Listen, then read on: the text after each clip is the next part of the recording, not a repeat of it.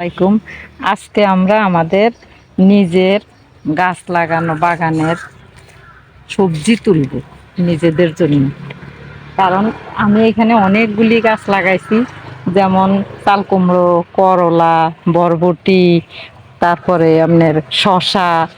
দেখেন অনেকগুলি সবজি হয়েছে। এখন এগুলি আমরা আজকে নিজে তুলব খাওয়ার জন্য, তা আপনাদের সঙ্গে শেয়ার করছি। দেখেন, বিসমিল্লাহ, আমরা আজকে একটা চাল কুমড়া নিচ্ছি।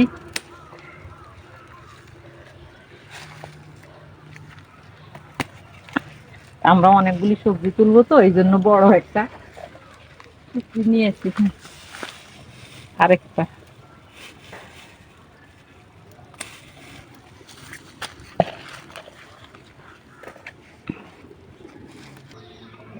করলা তুলতেছি।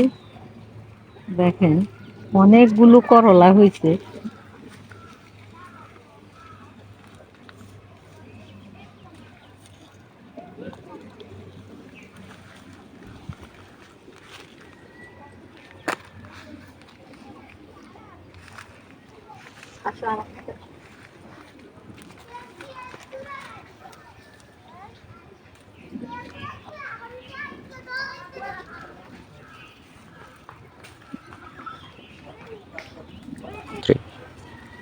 করলাগুলি সব বড়গুলি করলা নিচ্ছি আমরা, ছোট করলাগুলি নেব না।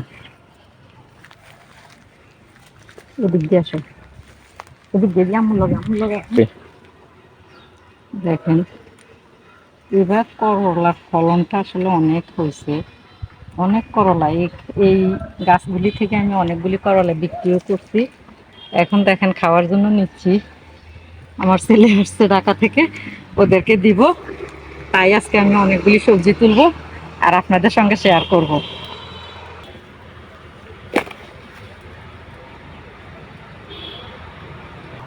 সিঙ্গেল ভাত শশা ডাল আছে নাই, ওই যে শশা তুমি ঝিঙ্গা।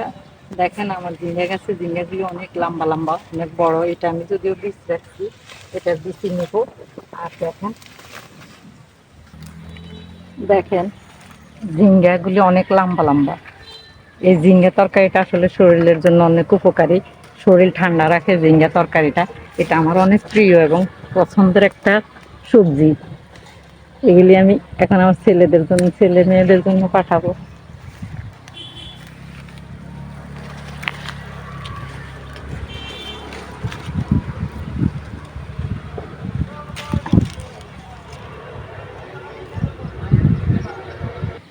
দেখেন করলা গাছটাতে কি পরিমাণ করলা ধরছে। এই করলাগুলি আমি এখান থেকে অনেকগুলি করলা বিক্রি করছি।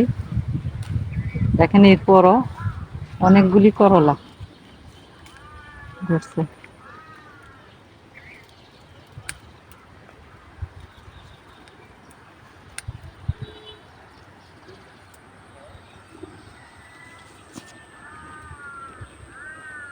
করলাগুলি আর একটু বড় হইতো যদিও।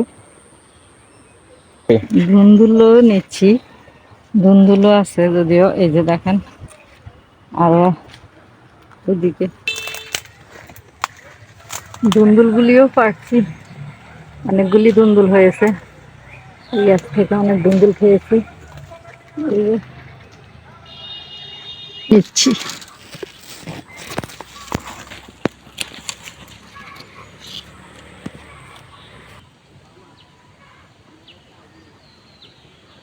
দেখেন গাছে, দেখেন ঝড়ে গাছটা ফেলে দিছে, কিভাবে শশা ধরে আছে।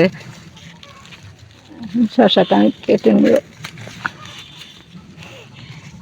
রাখ আম্মু, আরো পরে রাখ।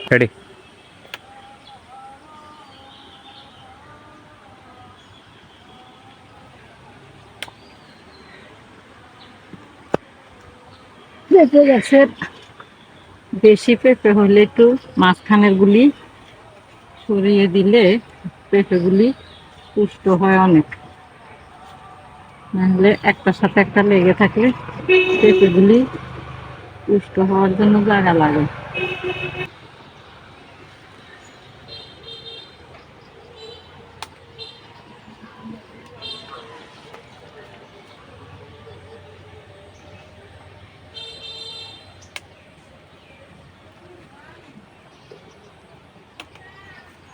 আচ্ছা, বেগুনও দিচ্ছি, দেখেন বেগুনগুলি নিয়ে নিচ্ছি। কতগুলি বেগুনে ফুকা ধরে গেছে দেখছেন, এই পেঁপেগুলিতে পোকা। ওষুধ দেওয়ার পরও অনেকগুলি পোকা ধরছে।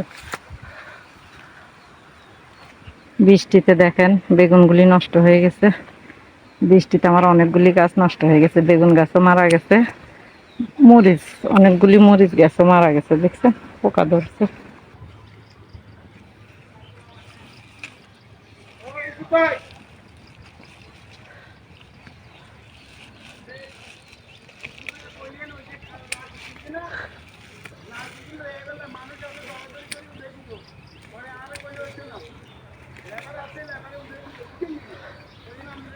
বন্ধ করে দেন।